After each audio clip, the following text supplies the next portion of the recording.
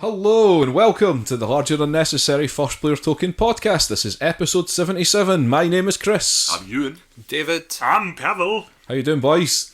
I'm doing awesome. Good. Pawel speaks on behalf of all of you then. Can't really top that. So. You know, find a better word. No. We're awesome or below. Most of us are awesome, Awesome all and the over. rest are somewhere there. Yeah. Okay, so this is a video games episode. Again, Wow. we'll get a board games episode out soon enough. I think. We should maybe get some gaming in this weekend. I've been probably playing more board games than you guys because I'm still playing Arkham Horror card game solo. Are you still playing that? Yeah. Wow, I completely forgot that thing existed. And there you go. Me and Dave have still to finish a game of that.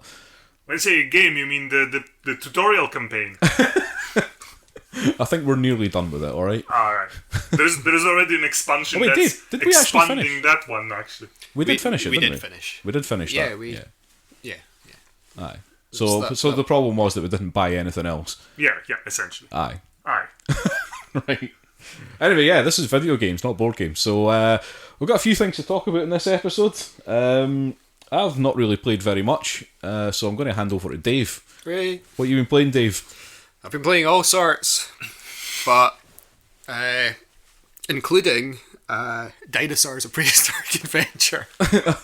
You said you weren't going to talk about this. Trash it. I'm not going to talk about that. I'm going to save that for another episode, and instead I'm going to talk about What Remains of Edith Finch, a more well-known and possibly more critically well-received game than Dinosaurs: A Prehistoric Adventure.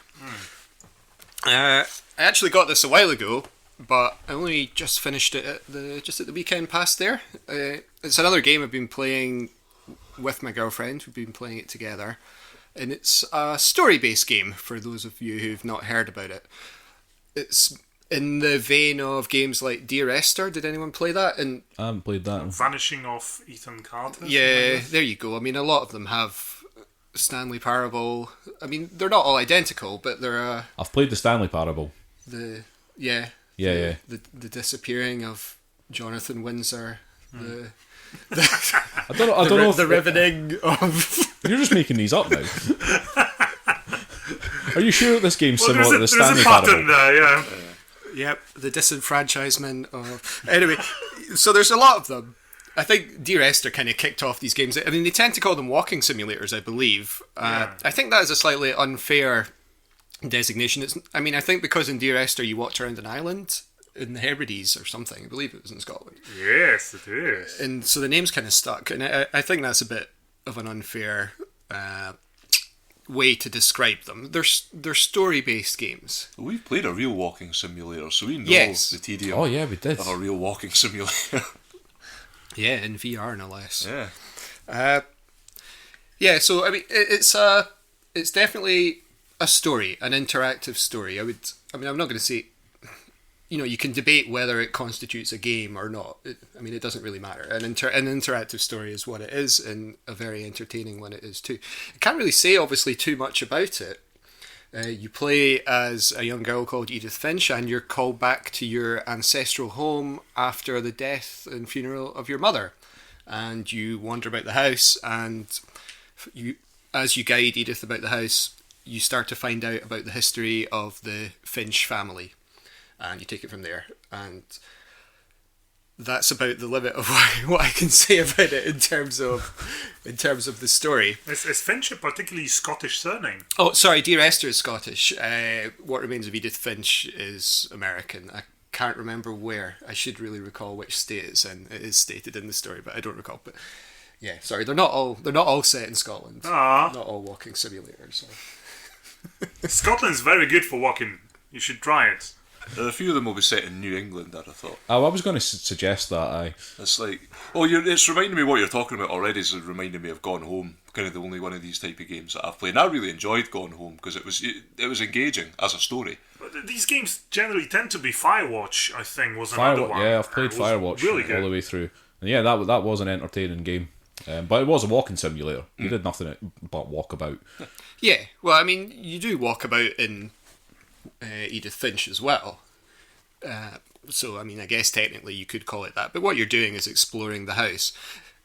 I mean, I haven't played many of these other types of games. I played Kona, which isn't that great, and that's about it. So I can't really compare it with these other ones like Virginia and Firewatch and so on. But what I can say is that it's an excellent game, possibly one of the best games I've played, I would say, in terms of, or the best story type games that I've ever played, or the best stories I've ever encountered in a game.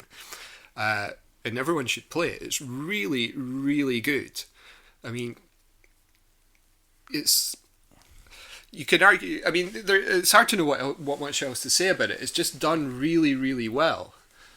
I mean, the story unfolds, but a lot of it is told through flashbacks, and you play these flashbacks, and they're members of the Finch family, and you sort of relive parts of their lives. There are no puzzles, there are no mini games or anything in this game. It's purely just going through the story, and this one happens to be pretty much linear, I would say, as well. But none of that matters, or at least none of that mattered to me. It was an amazing experience. Like I say, I played it with my girlfriend, and I just, I drove the game, and she just watched. And obviously, we did play together. She told me to do things sometimes, but she absolutely loved it. It's done so well, because it's not like you're in a house, and the story unfolds. So there's like key bits that you can interact with, and you'll get a bit of the story. But it's not just that. It's like everything in the house has been, like every item has been placed carefully and sort of curated, if you like, by the designers to support the story. So you spend a lot of the time just looking around going, oh, look, there's that thing. And there's like newspaper articles on the table. There's photographs everywhere. There's like little bits, toys and bits of paraphernalia, little things that tell you about the characters that you're learning about their hobbies and their lives and the things that we're into. If there's one of them who is a keen photographer, they'll have some of their photographs up on the wall or in the cabinet, and you might find some of their old cameras and maybe their darkroom. And that I think is what makes it so amazing, and that's what makes it better makes it different from just reading a book or watching a film. That's the interactive nature of it. So although it's entirely linear and you don't affect it in any way, the interactivity comes through in that way of you like looking around and seeing all these other things, and you don't get that with a film. Yeah, absorbing data on your own as you play such games is a fairly unique part of this particular medium. Yeah, just as you said, in books and in films, you're essentially introduced data at the designer's speed, whereas in the game, even though you just look around and walk, just use two sticks and nothing else, it can be a completely different kind of experience. How long is the game, roughly? I would say between 2 to 4 hours. It's hard for me to tell because we played it in sort of installments, and we definitely took our time, and that we weren't rushing through it, and we spent ages just looking at stuff and wandering about. You could just like rush into each room and find the thing that you have to activate and activate that. Speed walk through the game in 12 whereas minutes. we definitely took our time to enjoy it. And what sort of story, sort of genre that is? The only way I can describe it is magical realism, if you know what that is. So it's not trying to scare you, or it's not who's done it or anything like that. No, it's not a mystery to be solved or to be unfolded and discovered at the end. And no, there's definitely no horror elements, because they are common in some of these games, but not in this one. There's definitely, it's got a lot in common with, if you've ever read books by Salman Rushdie, or I'm trying to think. Trying to sound not sound too pretentious. Too late. Get a glimpse at those bookshelf. If you read Gabriel Garcia Marquez, if you've read any of his books, 100 Years of Solitude or I haven't, no. Solitude. The Royal Tenenbaums, if these We are... keep judging you. Dave, if you you've just keep talking, we'll be because judging that's about a family, the Royal Tenenbaums. I'm trying to think what to describe it with. So it's got that. I mean, it is magical realism because there's like there's sort of like magical elements. So it's like a world where magical things happen, or do they happen? You know, it's like the two are like fused together in one. It's just amazing. Everyone should play it. Really good, very solid, and yeah. Steam. I believe PS4 and Xbox as well as Steam. Nice. So cool. No excuse not to. I might check that out. I mean, everything now you you're have saying to. about it, it sounds almost identical to Gone Home in terms of its structure and how it sort of unfolds. There is there's a weird little, not so much a mystery, but like there is like an unfolding sort of narrative. And the thing with Gone Home is you don't meet a single person in that, but you learn about 3 characters, and they are clearly defined by the things you find, and they're really well fleshed out. And it's like you say, there's all these interactive things about the place, and you can literally interact with any object. Pencils on tables and stuff like that. Some of it's meaningless. A lot of it you'll find papers and things like that. So it sounds really similar. It's well worth playing. If you enjoyed that, I think you would love. You'd love Gone Home. Yeah. It's a bit more mundane. There's no, I wouldn't say any kind of magical realism to it, but there's certainly, it's a very kind of like straightforward story when you actually get down to it. Yeah, well, I'll probably check it out, but I would definitely recommend checking out this one. I can see why it's reviewed so well. Yep. Cool. The only walking simulators I really played, I think, are Firewatch is one of them. I always remember in Firewatch that one of the things you can do, and one of the things you were talking about is like being able to interact with it, and that's what makes it so much better than watching a film or something like that. And one of the things that I did, because I similarly played Firewatch with my girlfriend, and there's a point in the game where it's like the only people I think that you really properly meet in this game, although you kind of see them from afar, is there's 2 like teenage girls in a lake, and they've got their ghetto blaster blaring, because it was set in the 80s. And one of the things you can do is like you can pick up the ghetto blaster. So I just picked it up and rocketed it into the lake, just threw it into the lake, okay? Because one of the things you can do in this game is throw stuff about.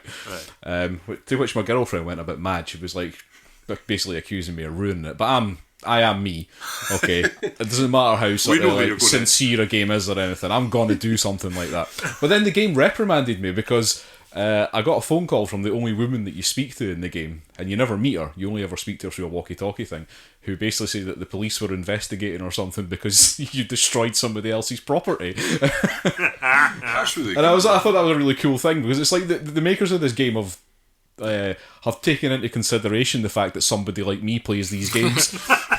And I'm going to throw the ghetto blaster in the lake.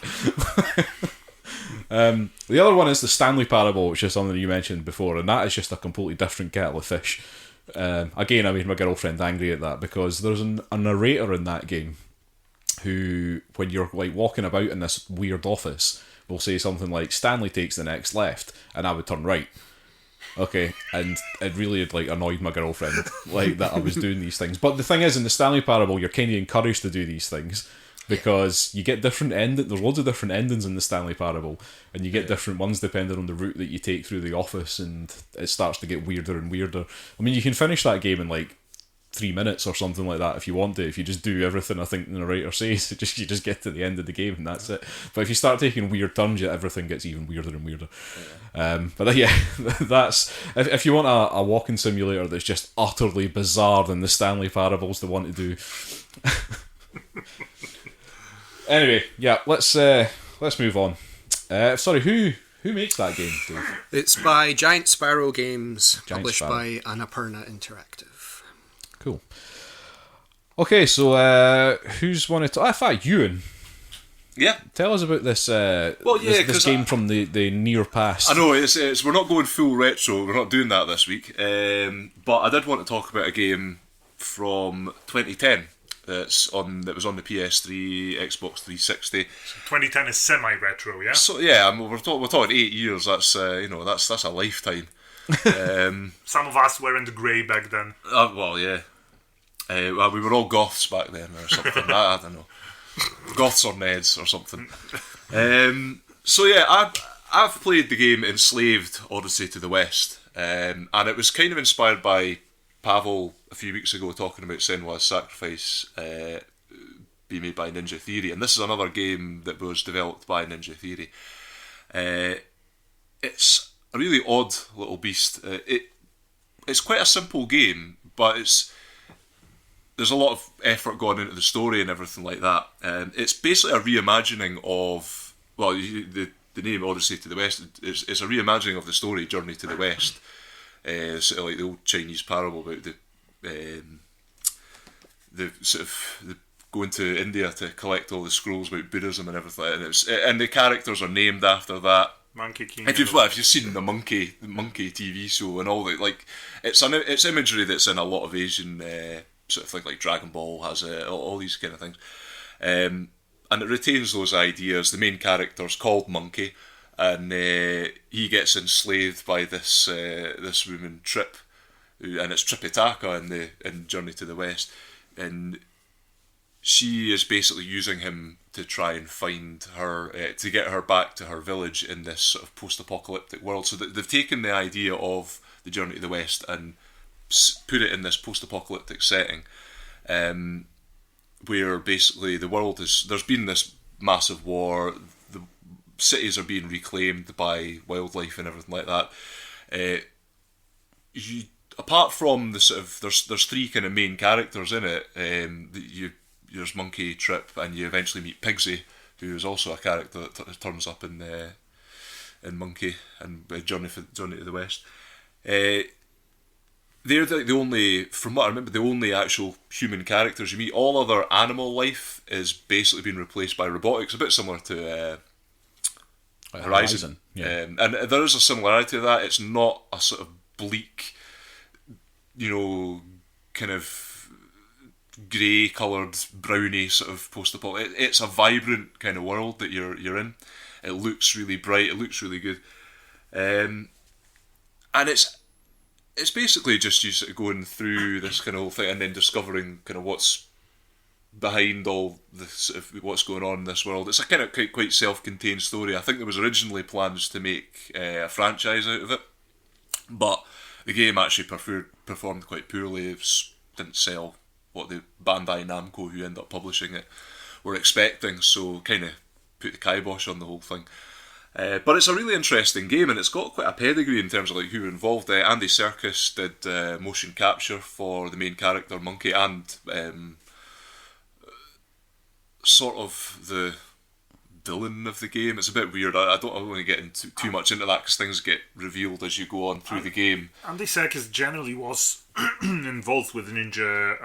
Yeah, well, he was involved in the development of this game. Heavenly Sword, he played the main villain. Oh, as right. Well. Yeah. Oh, yeah. Oh, that's interesting. Yeah, because I mean, one of the things that he was basically involved in the development of Enslaved right from the get-go, and he actually got Alex Garland involved, the writer who originally... And he's got a really interesting career. He wrote The Beach, which the film was based on. All right. And he also wrote and directed Ex Machina. Nice. And he's got a film out this year, actually, Annihilation, which I saw a trailer for. It looks quite interesting. I'm going on Monday. Yeah.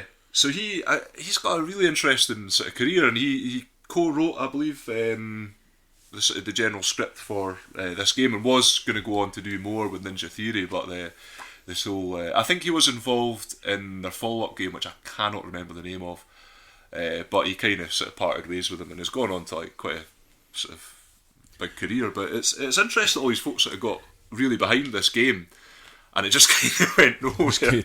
Yeah, just sort of sunk. But that's the thing, it's not just this game, it's all three games as such. Ninja Theory has been involved with brilliant motion capture artists and with really creative writers, and that gives you Heavenly Sword to begin with, then Enslaved, and then Sinuous Sacrifice, which is sort of what the change of concept, how to make games, but it's also... It feels like the way they narrate games has evolved into Sinuous Sacrifice, because I remember in Heavenly Blade there were sort of bits where it ceased to be a hack and slash combat game, and there were like even, I would say, dramatic monologues where she was having almost psychotic episodes talking to her own sword. Okay. How's narration in Enslaved? There's no narration. There's basically conversation between the two main characters. So the gameplay itself is quite simple. It's kind of that hack and slash thing. It's a bit more sort of your main character, Monkey, he's kind of a bruiser. He goes around with like the typical monkey things. He's got the big extending pole that he smashes stuff up with. He also has a motorbike, which is his cloud in this, that he sort of flies about. I was going to ask if he had a flying Yeah, cloud. no, they've taken everything that's in that and just kind of given it a technological vibe. And is he irrepressible? he is quite irrepressible. He's a bit more grouchy, I would say, in this. Mainly because he's fallen off of a slave ship and then woken up to find that some random annoying wee girl has put a slave helmet on him and is basically forcing him to do her will, or she's going to activate it to kill him. So it's interesting. They develop this kind of relationship between the two main characters that, you know, she's basically forcing him to help her, but over time they kind of learn to work together. And one of the interesting things about it is they kind of organically work in a lot of the video gamey elements and have like in-universe explanations for them. So things like, you know, you have your health display and all that stuff. That only appears once you've had the helmet on and she's going, oh, I'm doing all this stuff with your helmet, like your sleeve band or whatever. And that also gives you some insight into starts developing the story, because you start having visions through your main character. Monkey starts having these visions through the helmet that sort of start to tell him about what's going on in this world. And also Trip kind of helps you through the game. She's there the whole time, so you can give her commands, and she'll do things like, you know, she'll stun robots so you can hit them. She'll do various sort of support things. So she's always there with you. But in a lot of these kind of games where you have like a character that you have to like escort through the thing, it can be a bit of a drag. She kind of stays out the way for the most part and is just there when you call on her to do stuff. And again, that's worked in quite interestingly in like an early sequence where you're sort of, Monkey tells her to do something and she doesn't follow his advice, and then they all kind of ends up, you know, going badly. And then he's like, you know, you have to, if you're going to do this, you have to follow my lead and do as I tell you. And then the sort of the commands start appearing and little things like that. So it's nice little touches. And then, like, obviously with the motion capture and everything, the characters are a bit more engaging. They've got sort of little facial tics, sort of little expressions that will come out. So there's cutscenes and things, but it's fairly kind of just, you know, it's just them sort of talking to each other. I've run out of steam. It is on Steam, yes. That's why I bought it. Well, it is. This is one thing I was going to say. I was trying to find out if it is. I don't think it has been released on the PlayStation Store, available like to buy on the PS4, but you can get it on Steam. I think this may be something to do with the fact that it basically bombed. That it just, I mean, I don't know. You can go and search. It's definitely for the PlayStation 3 though. Yeah. And physical release was. Because there's a part of me that's thinking, do I have this game? Like, I'm wondering if I got this game for free somehow. I don't know if it was PlayStation Plus. I don't know if it was something to do with Steam. I don't know if it was some sort of GOG thing. Like, I just can't remember. But there's definitely a part of me that's, I'm sure I've seen that in some library of games that I've got, and it's just been sitting there like uninstalled. I think you might have it on Steam, because I think I might. Yeah, I think I might. I think I might have got it as part of some package. Well, because it wasn't originally released on Steam. It was just console, and then they did. I think I was looking up there. 2013, they did the sort of deluxe edition, and that was available on Steam. And I was looking at the price is something like $20. So I can imagine they may have released it for free originally when they. Or put it, you know, as one of the sale thing or something like that originally when they put it out on Steam. I've not got an easy way of looking it up. But I definitely, because I know once you started talking about it, I knew exactly which game you were talking about, and I can picture the characters in my head. And I'm just positive that I've looked at that game and thought I need to give that a go at some point. Yeah. And it was sitting there ready to play, and I never actually got round to it. I mean, it's a fairly comparatively short game, and it's just a sort of linear story. The one thing I would say is like and maybe this is something that's kind of where Ninja Theory have been developing their sort of that balance of doing a very story-driven game and actually having interesting gameplay. Is that, and I've read this about a few people who weren't too keen on the gameplay in the previous one. Heavenly Blade. Heavenly Blade.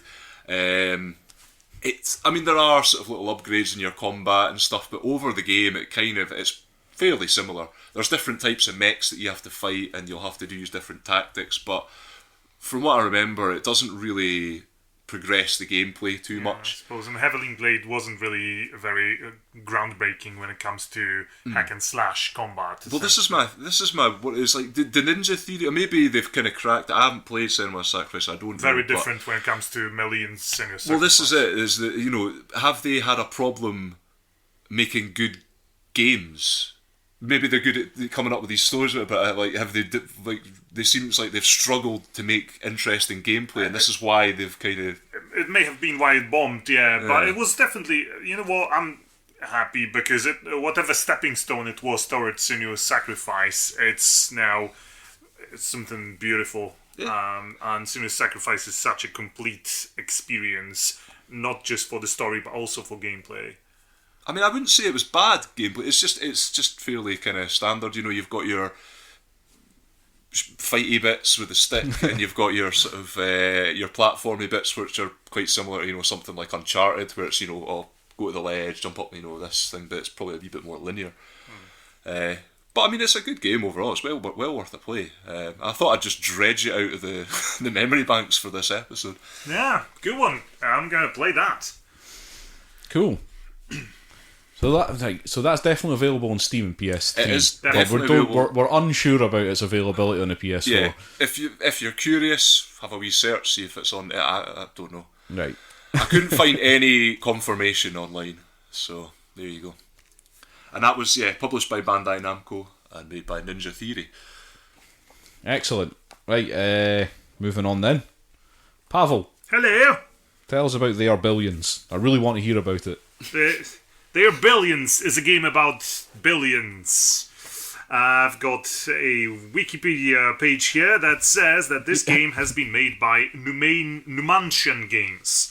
This is an early access thing on Steam, and it's only been around since middle December last year. They Are Billions is a game about billions of zombies. Which, there's a lot of zombies around, so let's call them immigrants, yeah? So there's immigrants in this game.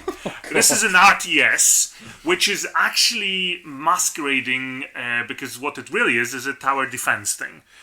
And that's a refreshing bit of it. I've not played a lot of tower defense games. I've played plenty of RTSs. Really enjoying this thing so far. It doesn't have a campaign yet. What it has is what's called a survival mode, which is essentially you being you as in your starting base, dropped on a procedurally generated map, and good luck surviving. But by surviving, it means when you start the game, you set up initial parameters, which some types of terrain will be easier to defend, but harder to expand. The others will be, depending on how many, whatever mountains around, how many other resources around you can encounter, but also how many hordes of immigrants surrounding your base, and how much time you have to actually survive. Right, Pawel, I know you're an immigrant yourself. Yeah. Okay. Yes. But can we go back to calling them zombies before we start getting letters of complaint? But they want to get to your base. Honestly, and you need to build walls. Yeah. What are they going to do when they get to your base, though? Yeah, Well, steal they're your going to job. take all your Claim jobs. benefits. They essentially steal all your jobs, and it's a domino effect. They're going to erode your culture from within. They definitely erode, yes, once because they can infect you with the immigrant, I suppose, ideas in this case, and it's all downhill from there. So the game is all about building walls, which is obviously a valid way of dealing with immigrants.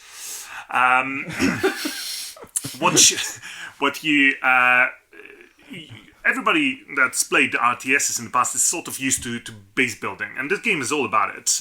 By balancing your resources, whatever energy, food, number of workers required to man certain buildings. It's all there, and it doesn't differ that much from other games you would play with sort of the same concept. But the difference is definitely in the pacing of the game, which is also one of the biggest problems in RTSs in general. An average RTS will give you an initial stage of let's build some base and maybe have some random skirmishes, and then resist whatever AI attacks until you're strong enough to assault an enemy base, and let's go to another map. If you're obviously playing in a whatever solo mode.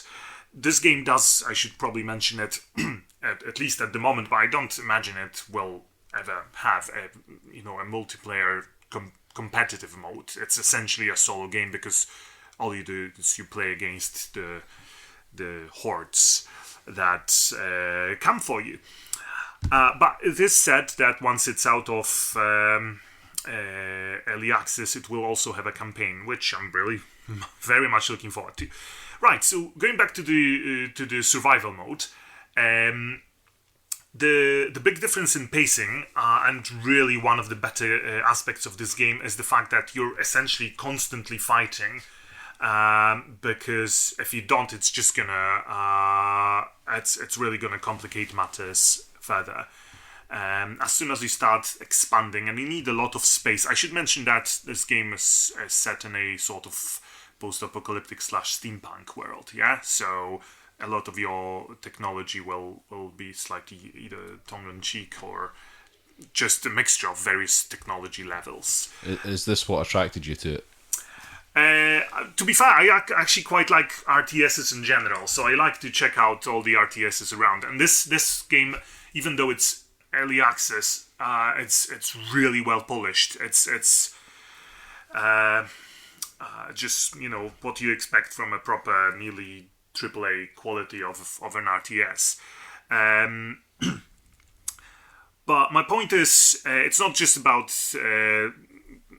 building bases and expanding your technology level, being able to build better buildings, better soldiers.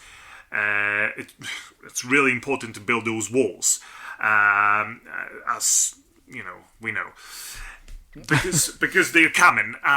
There's a shitload, in fact billions is probably not the right number, but it's going to be tens of thousands probably, of just idle immigrants out there, just wandering about, not knowing what to do with themselves. But obviously you want to expand. You need more resources to get better buildings, better soldiers, as soon as you start attracting them, they will come for you. The aspect of, and I really enjoyed it when I realized, this is actually in this game, each of your soldiers makes noise depending on what sort of weapon is used, and depending on the noise you make, you attract enemies from a larger distance, which is important because the regular, even like basic immigrants are really easy to defeat, but they do actually get stronger as the game progresses, and also there is a shitload of them. So if you attract too many of them, then it's just... Is this the Brexit game? That's the Brexit game, yes. They come at you in these large waves. So you don't get that in RTSs, that you actually have to fight, keeping in mind how many enemies you attract. But the idle aspect of skirmishes is only important when you're thinking about expanding your base, on making sure that you can actually protect your entire base with a proper layer of walls. The game has the survival mode has scripted surges of immigrants. So at some point, as the game progresses, the game will warn you that they are coming. It will usually even tell you from which side, and you know that you have only this much time to prepare. And this is a moment where stronger immigrants are coming, and instead of fighting 5 or 10 of them, you're gonna have to suddenly face 50 at the same time. And this is where the tower defense part comes in, because the entire game is essentially focused on surviving those surges, those waves. I've not survived much so far. This is a hard game. The first 2 or 3 games I've played, I've not survived the first wave. I'm doing slightly better now. I'm maybe to my 3rd wave, and I can already see how hard this game is getting if you're not improving your own resources, maybe building additional layer of walls, getting rid of auxiliary buildings around, simply because what immigrants do, they infect you. Yeah, so it's not just your soldiers that are being killed. If the immigrants reach your buildings, your buildings are actually houses. Most of them will house your colonists. If they infect it, then you get more immigrants, just spilling out of those buildings, and that's the domino effect. And if you're not careful, say if you early in the game you don't have your entire wall completed. I was just about to start arguing with you there that that's not how immigration works, and then I realised that this isn't actually about a game about immigration. No, it's actually not. You're just confusing me, Pawel. I'm trying hard. So imagine you've got your nearly your entire base surrounded with walls, and you constantly have to move these walls around, demolish earlier walls and put in new ones. Because you have to keep expanding in order to have food for your colonists, more workers and the like. If your walls are incomplete, if you let even a single immigrant through, it will start to wreak havoc in your base, because your proper.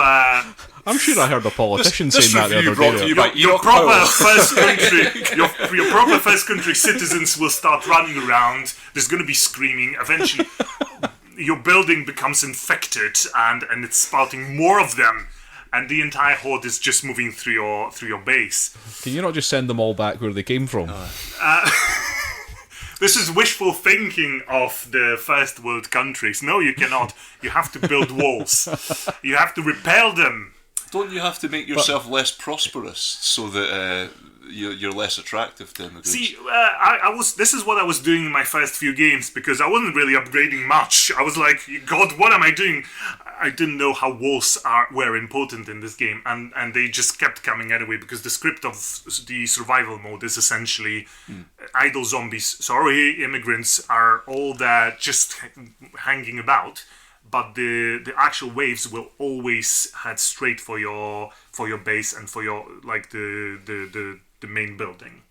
Right. Apart from the scripted surges, later in the game there is also smaller but probably just as dangerous surges, because they're not announced. You're not being warned that they're happening, and this game's combat is all about hordes. How many essentially units are attacking you, because the units themselves are not that hard to defeat, as you would know, because an immigrant is not well equipped to fight soldiers.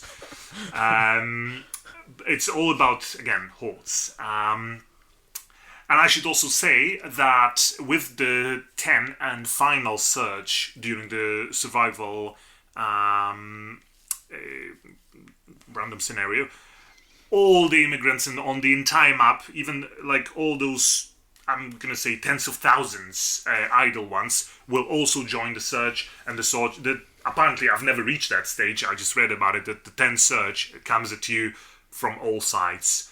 And we're talking about actual tens of thousands of them. And I have no idea how to survive this. Which is awesome.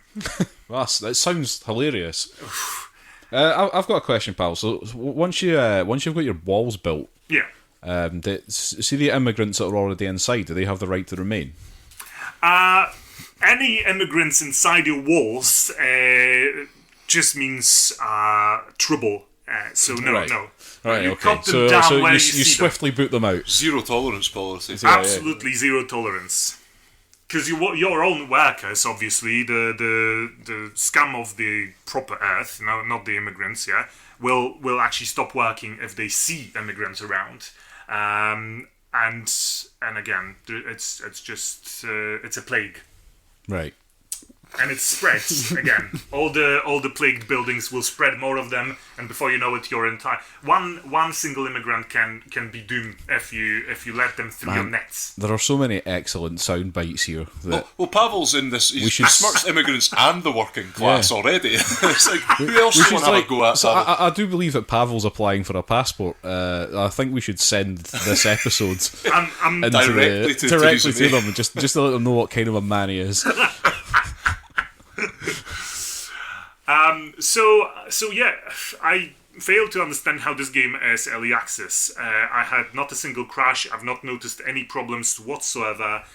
And in terms of replayability and just sheer fun, this is, I'm gonna say, a step further than most RTSs I played. I always play just campaign mode, solo campaigns and RTSs. So there's gonna be stories being told in a way through most of regular RTSs, which is fine. I quite enjoy it, but the dynamics of their billions just keeps you on your toes all the time. The probably slightly controversial feature is that you can actually pause time in this game, which I've noticed after a good while and after a couple of games I've played. It does help quite a lot, which isn't something you see in RTSs, but other than that, awesome game.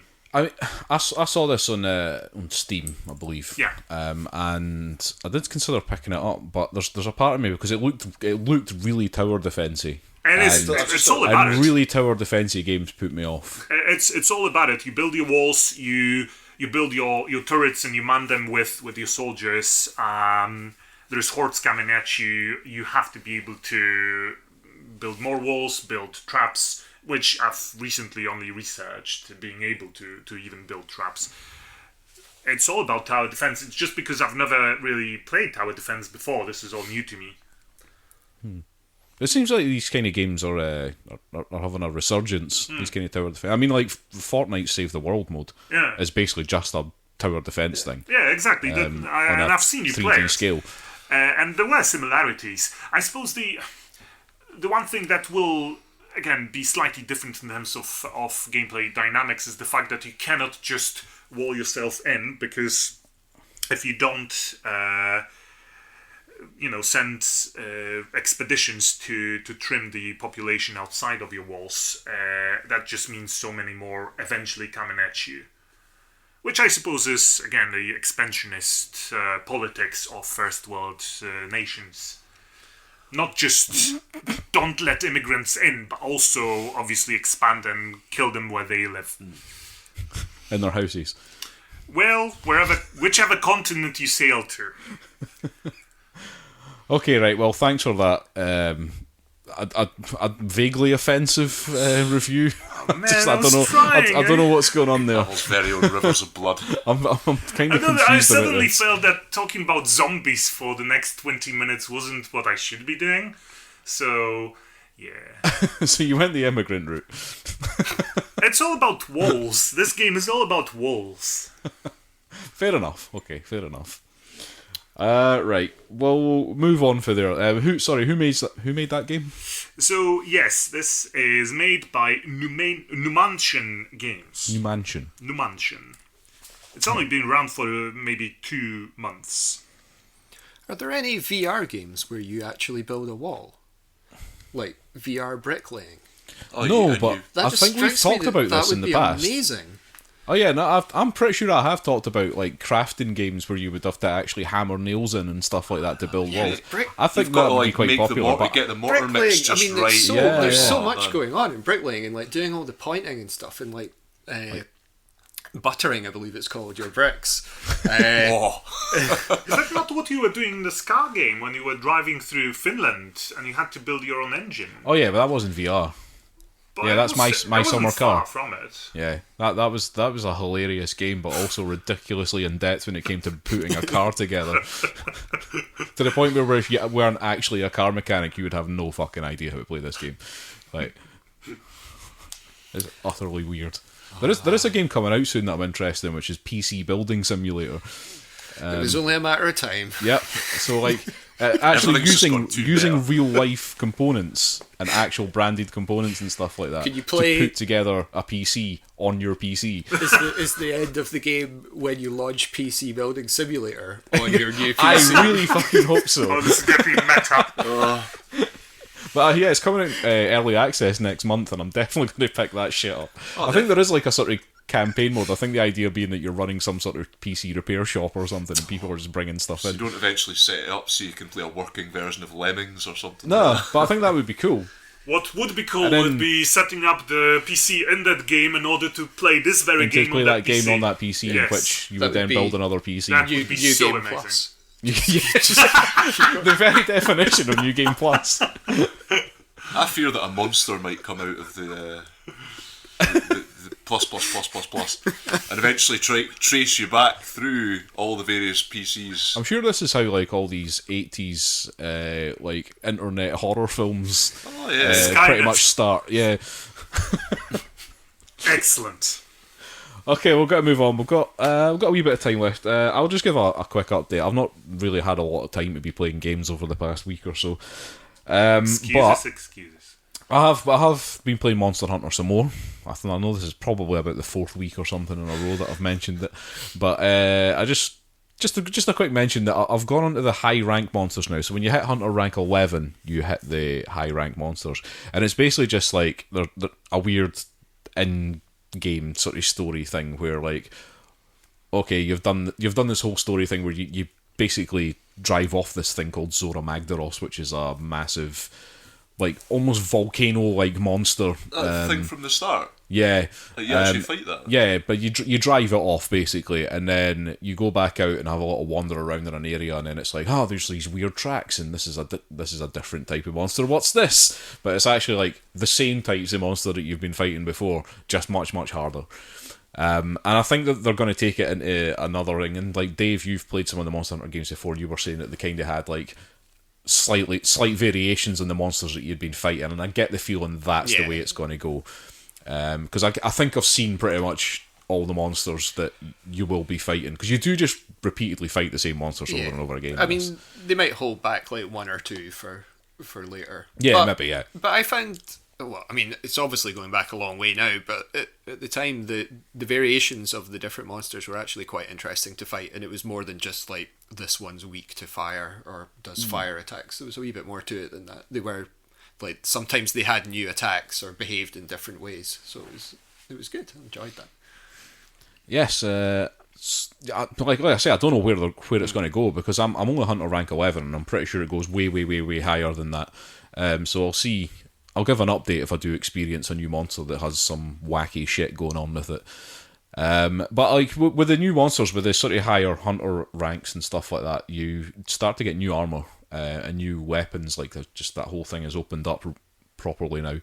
That you can craft and upgrade and stuff like that. And they've had like this other layer in. I mean, it's a classic mechanic in these kind of RPG style games, but you know, slots in your armor that you can put things in to boost your stats and various stuff. But there's so many things that you can put in, so it's like the game is so open to just properly customizing your armor for specific purposes. And you know, it's not just like here's a gem that puts your attack up and here's one that puts your defense up. But it's like there's so many weird things, skills and stats that you can put, like make yourself windproof so that when a monster like roars or something, you don't get properly knocked back by it or anything. Lots of just little things that you can adjust. And the idea being that you try and wear armor and put gems in of the same type to properly boost one type of skill. Because again, this game really just focuses on you're not going to get a sort of well-rounded suit of armor with well-rounded gems in it. You're going to have to be specific about what you're wearing and why. But yeah, still immensely enjoying Monster Hunter. Again, like I said the last time, it's my go-to game if I just want to stick the PlayStation on for a half an hour or an hour, and you can get a good amount of gaming out of Monster Hunter just in that, and feel satisfied from it. Pavel, I still think you should play this. I might eventually give it another go. The demo didn't convince me, but I did not give it enough time. The story is weak. Okay, the story is weak. It is just an excuse to go and bash monsters about and customise your character. but it's fun playing with other people. I'll have to say that. And I know this is something you're dead against, Pawel, which is having fun with other human beings. No, I mean, human beings in general are just something that I'd rather stay away when I'm playing games, unless it's RPG, because that would just defeat the purpose. Do you not role play in your own in your bedroom at night? No. No. That's called reading a book, or possibly that's writing it. it. That's not what that's called. Okay. I'm just role playing, mother. Oh God. I'm sure I'll eventually give it another go. Maybe when it's on sale. Did you actually? No, you never bought it. No. I only checked the demo out. But the thing is, I didn't give it enough time, so I know that I've not treated it fairly. No, you haven't. You have to hunt an actual monster. Yeah. Like one of the proper ones. Which, like the big ones, because that's the fun. Which I don't think I got to. I sort of. Well, then you have experienced nothing of this game. I saw the weapons, all the armors, I saw the cats, and I thought this is probably not the game for me. Did you cook any meat? Cooking the meat's the best bit. Dun, dun, dun, dun, dun, dun, dun, dun, dun, dun, dun, dun, dun, dun, dun, dun, dun, dun. Okay then, so that's a no. I can see where Pawel's coming from, because I've never known a game to take so long to get to the meat of the game, but that's See just what you did there. That's just the nature of it. Yeah, it does take a little while. Like that, the sort of, I don't know. I think in this game, it's almost warranted because it does take a little while to get used to what the hell is going on. It's a confusing game. Yeah.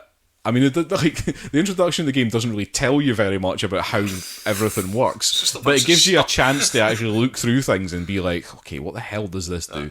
So yeah, it does take a little while before you actually fight anything that's actually worth fighting.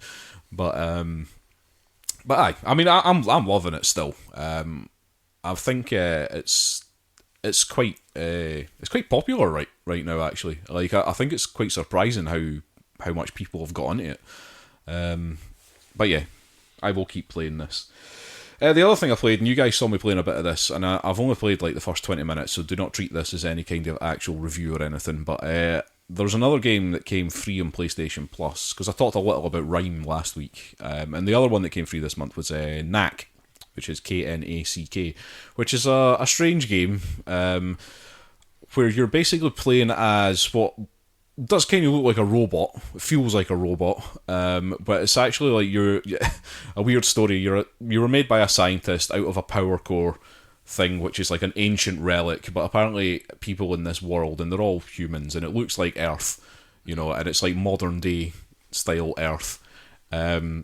Use power cores to power their cars and their, anything electrical, basically. Just they use these power cores for that, and this guy has made what looks like a robot out of ancient relics using one of these power core things, and you're controlling this robot. And the game is essentially, what it actually reminds me of, and I was just thinking about this earlier while one of you guys was talking. It's a bit like one of the Lego Star Wars games or something like that, and the way it plays, because you're basically just jumping from platform to platform. There's little, might be little things that you have to jump across and stuff, and then just punching things or using special abilities to hit monsters. Like I say, I've only played about 20 minutes of it. It's very colourful, it's very cartoony. There's a story that, weirdly, even though it's like modern day Earth, there's goblins, and somehow, even though they were primitive, all of a sudden turn up with a bunch of tanks and stuff like that and start blasting the shit out of some military base. And you, as this robot and the scientist, are part of a team of people that are off to try and find out what the hell's going on with these goblins. And one of the fun things about the game is that your little Knack, the robot, he can get bigger as you're picking up more and more relics that you find. And you just get bigger and bigger and bigger and bigger and start hitting harder, and you've got more health and stuff like that. Is that scripted in terms of level design? I don't know, because I've only played about 20 minutes of it, so fair. I honestly couldn't tell you. But so far, it's hard. I mean, you guys watched me playing this, and we've watched you die about I died so many times just trying to punch a couple of goblins in the face. So yeah, it's sort of like just a platformy colourful, cartoony It thing. looks fun. I'm not sure I agree with Knack's voice because it's very much like this, and I'm not entirely sure that really fits with this guy. And I was 'cause not he looks expecting him quite to speak whimsical. in the first place. So, because it does look very whimsical, this game. It's almost like there's something sort of slightly Disney cartoonish about it. By modern day ones, anyway. I mean, it's interesting because I think that wasn't that like it was a PlayStation 4. It was like one of the flagship games. I see. I honestly can't remember anything about it. I do remember it coming out, and I remember it again underperforming for whatever reason. Maybe it just didn't capture the imagination. The reason, because generally a lot of the PlayStation Plus games, right, I don't even bother trying out. If I look at them and I just say, like, that's probably not going to be for me, I'll just delete it. But this game had like a 30 odd gigabyte download, which is big for a PlayStation Plus game, a free one. And I just thought, well, if it's that big, there must be something to it. Like fully voiced cutscenes, quite a lot of characters. Yeah. And also the graphics are colourful, but it's all very neat.